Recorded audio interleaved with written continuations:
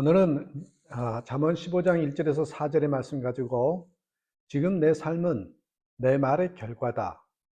지금 내 삶은 내 말의 결과다. 말에 대해서, 언어에 대해서 함께 나누고자 합니다. 늘 그런 말을 하죠. 긍정적인 마음과 부정적인 마음 중에 어떤 마음을 가지고 있느냐에 따라서 주변 사람과 사건을 평가하는 말의 내용이 달라진다는 것입니다. 부정적인 말을 하지 말고 긍정적인 말을 하라. 왜? 그래야 좋은 결과가 있다는 거 우리는 늘 들어서 압니다. 너무나도 많이 들었죠. 그런데 생각보다 그렇게 실천하면서 사는 것이 쉽지 않더라라는 거예요.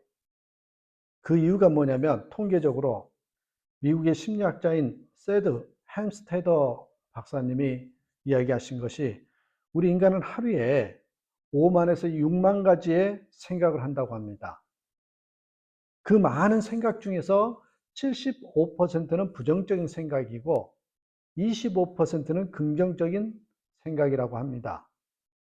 인간의 생각은 잘 관리하지 않고 가만히 놔두면 누구나 부정적인 방향으로 기울 수밖에 없다는 이야기입니다.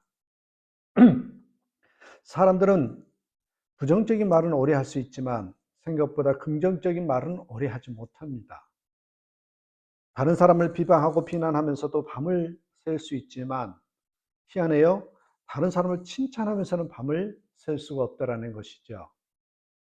부정적인 말과 긍정적인 말의 결과를 분명히 드러내는 사건이 성경에 나오죠. 민수기의 13장을 보시면 가데스 바나의 사건입니다. 모세는 이스라엘 백성들 가운데 12명의 정탐꾼을 선발해서 가나안 땅을 40일 동안 정탐하게 했습니다. 40일 정탐하고 돌아온 정탐꾼들은 이스라엘 백성들 앞에서 보고를 합니다. 12명 중에 10명은 정탐한 땅에 대해서 악평했습니다.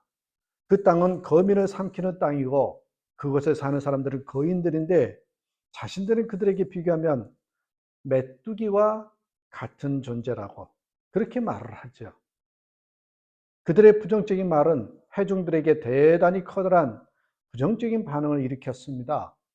그 반응이 여러분 민수기 14장 1절에서 5절에 나와요. 온 회중이 소리를 높여 부르짖으며 백성이 밤새도록 통곡하였더라.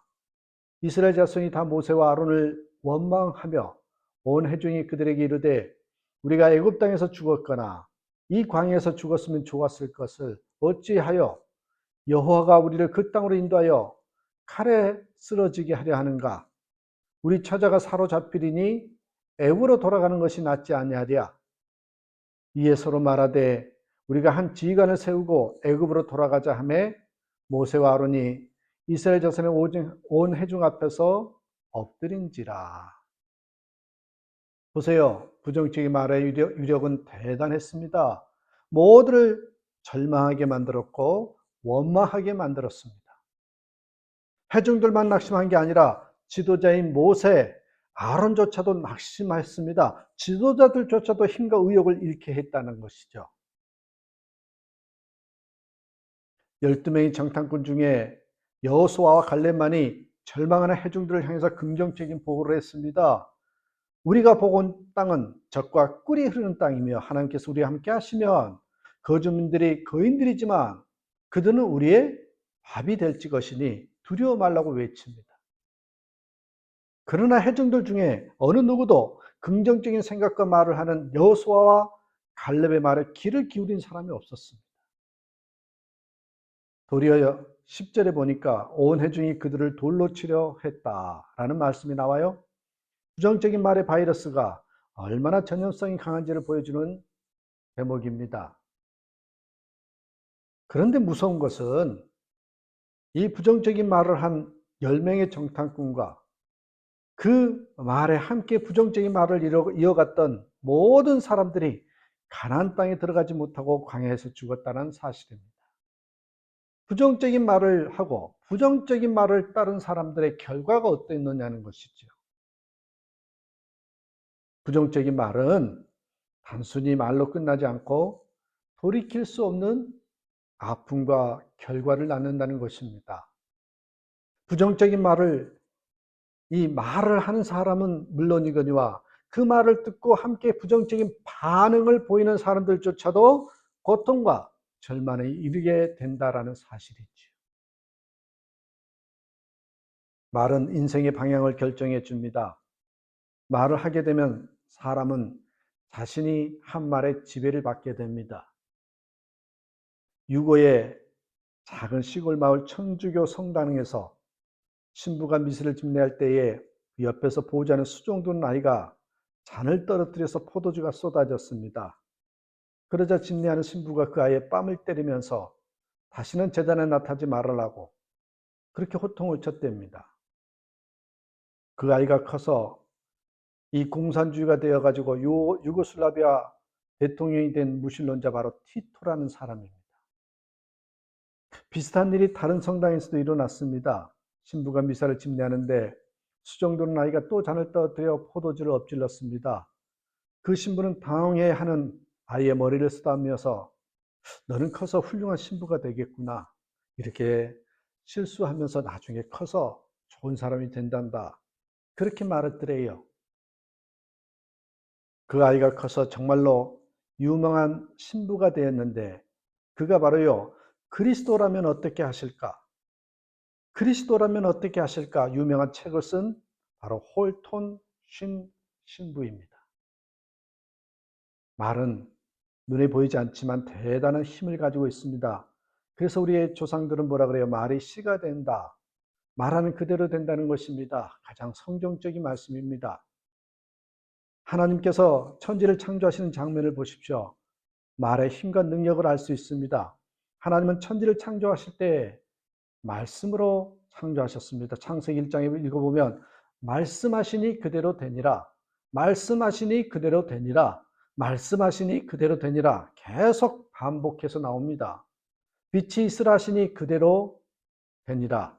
물고기와 풀과 신을 맺는 채소와 씨를 맺는 채소와 각기 종류의 열매를 맺는 나무를 내라 하시니 그대로 되니라. 물고기와 짐승, 하늘을 나는 새를 말씀을 명하시니 그대로 되니라고 기록되어 있습니다.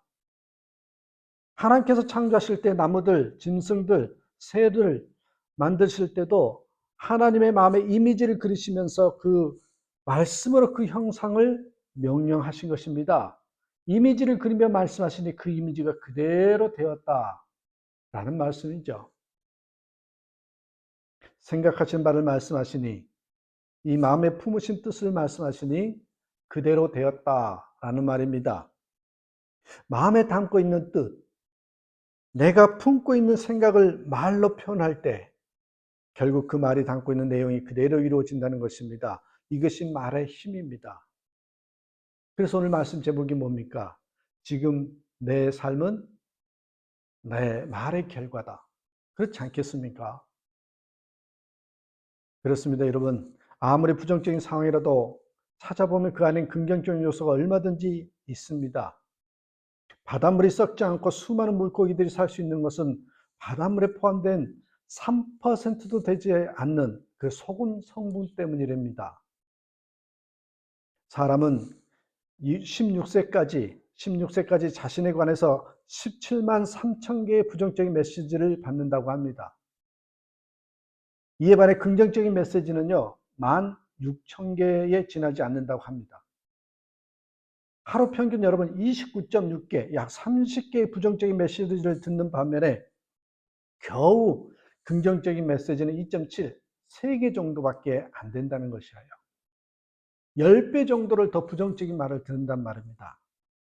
그래서요, 인간은 그대로 방치해 두면 긍정적인 말을 하는 것보다 부정적인 말을 하기가 쉽다는 것입니다. 삶의 자리의 행복은 부정적인 마음과 말들이 넘쳐나는 세상에서 긍정적인 생각을 가지고 긍정적인 말을 하면서 사는 사람들에 의해서 만들어집니다. 이것이 바로 믿음의 사람들의 삶인 것이지요. 세상이 아무리 그렇다 할지라도 우리는 긍정적인 마음 가지고 긍정적인 생각 가지고 행복한 세상으로 만들어야 될 그런 믿음의 사람들입니다. 우리에게는 예수님이 계시고 말씀이 있기 때문이죠. 오늘 본문은 말에 대한 교훈으로 가득 찹니다. 여러분 1절에 보면 유순한 대답은 분노를 쉬게 하여도 과격한 말은 노를 격동하느니라. 분노 안에는 대단한 에너지가 있습니다. 그런데 부드러운 말은 그 대단한 에너지보다 더 크다는 말입니다. 어떤 여자분이 남편한테 맞아서 눈이 시퍼래져서 교회에 왔더래요. 목사님을 만나서 남편 욕을 한참 하더니만 목사님 이혼해야 됩니까 말아야 합니까? 라고 묻더래요. 그때 목사님이 한마디 물어봅시다. 남편이 치기 전에 때리기 전에 당신은 뭐라고 했습니까? 아이고 그래도 사내라고 자존심이 있어서 뭘 잘했다고 큰 소리야. 네가 해준 게 뭐냐고. 때려봐 때려봐. 죽여 죽여. 그렇게 이야기했지요. 그 말을 들은 목사님이 이렇게 말했답니다. 생각보다 그 사람, 그 남편 좋은 사람이구만요. 죽이라고 했는데 몇 대 때리고 말았으니까요. 과격한 말은 분노를 격동시키느니라. 바로 이 말씀대로 되었습니다. 잘못된 말은 매를 봅니다. 무식하게 폭력을 휘두른 것은 분명 잘못이지만요. 폭력적인 언사 또한 힘의 폭력 먹지 않는 폭력입니다. 과격한 말은 분노를 만들어내지만 유순한 말은 도리어 분노를 쉬게 합니다. 오늘 본문 4절에서 온순한 혀는 곧 생명나무 이런 말씀이 나와요. 온순한 혀는 곧 생명나무라고. 온순한 말은 사람의 생명을 살리는 힘입니다. 사람들은 먹는 음식을 통해서 영양분을 공급하려고 합니다. 그러나 음식을 통해서 영양분을 공급하는 것보다 더 중요한 것이 말입니다. 상처와 아픔을 회복시키는 능력이 음식에 있는 것이 아니라 그게 들려주는 말에 있습니다. 말은 상한 심령을 치유하는 대단한 위력을 가지고 있습니다. 우리는 하루에 줄잡아 2만 5천 내지 3만 마디의 말을 한다고 합니다. 얼마나 많은 말을 쏟아놓는지 모릅니다. 말을 하고 나면 말은 금방 사라집니다. 그래서 무슨 말을 해도 시간이 지나면 다 없어지는 것으로 착각하기 쉽지만 그렇지 않다는 것이지요. 수많은 말이 사라지지 않고 남습니다. 어떤 사람의 마음에 남기도 하고 어떤 사람의 기억에 남기도 합니다. 자기는 잊었다고 하는데 그게 남아요. 그만큼 말은 오래 갑니다. 그리고 말은 무서운 힘을 가지고 있습니다. 이혜인 시인의 말을 위한 기도라는 아름다운 시가 있습니다. 한번 제가 읽어드리겠습니다. 내가 이 세상에 태어나 수없이 뿌려놓은 말의 씨들이 어디서 어떻게 열매를 맺었을까 조용히 헤아려 볼 때가 있습니다. 무심코 뿌린 말의 씨라도 그 어디선가 뿌리를 내렸을지도 모른다고 생각하면 왠지 두렵습니다. 더러는 허공에서 사라지고 더러는 다른 이의 가슴 속에서 좋은 열매를 또는 언짢은 열매를 맺기도 했을 언어의 나무. 주여, 내가 지닌 언어의 나무에도 멀고 가까운 이웃들이 주고 간 크고 작은 말의 열매들이 주렁주렁 달려 있습니다. 둥근 거, 모난 거, 밝은 거, 어두운 거, 향기로운 거, 반짝이는 거, 그 주인의 얼굴은 잊었어도 말은 죽지 않고 살아서 나와 함께 머뭅니다. 그 주인의 얼굴은 잊었어도 말은 죽지 않고 살아서 나와 함께 머뭅니다. 우리의 말이 사람을 살리는 생명나무에 달리는 생명의 언어가 되기를 바랍니다. 오늘 한 가족, 오늘도 우리가 한 주간 살아가는 그런 첫날일진데 가정에서 가족들에게, 사회에서 이웃들에게, 교회에서 믿음의 식구들에게 힘과 용기를 주는 생명의 말을 사용하며 사는 복된 삶이 되기를 주님의 이름으로 축복합니다. 한번 여러분 속으로 따라해 보시기 바랍니다. 수고했습니다. 좋습니다. 사랑합니다. 잘했습니다. 고맙습니다. 이런 말들이 풍성해지는 저와 여러분의 삶이 되기를 주님의 이름으로 축복합니다. 기도합니다.